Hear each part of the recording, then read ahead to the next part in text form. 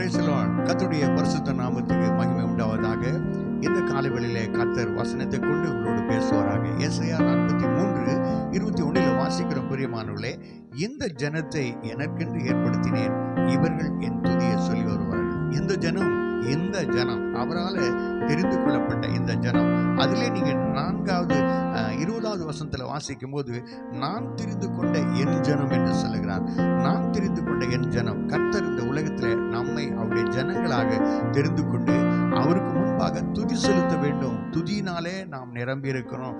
அவருக்கு முன்பாக வாழ வேண்டும் என்று சொல்லி இந்த ஜனத்தை எனக்கென்று ஏற்படுத்தினேன். அவருக்காகவே ஏற்படுத்தப்பட்ட ஜனமாய் நாம் இருக்க அப்படின்னாலே அவருடைய துதியை சொல்லி வருவதுதான் நம்முடைய வேலை.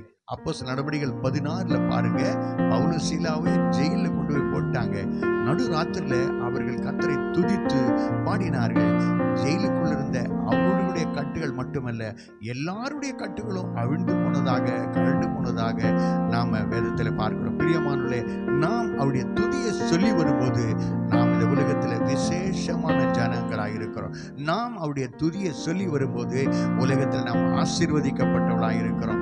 நாம் அவருடைய துதியை சொல்லி வரும்போது நாம் விடுதலையாக்கப்பட்டவர்களாக நம்மை நாமே விடுவித்துக் கொள்கிறோம், மற்றவர்களையும் விடுவித்துக் கொள்கிறோம் என்பதில் எந்த சந்தேகமும் இல்லை. கர்த்தர் உங்களை இந்த வசனத்தை கொண்டு இந்த நாளில் ஆசீர்வதித்து நடத்துவாராக.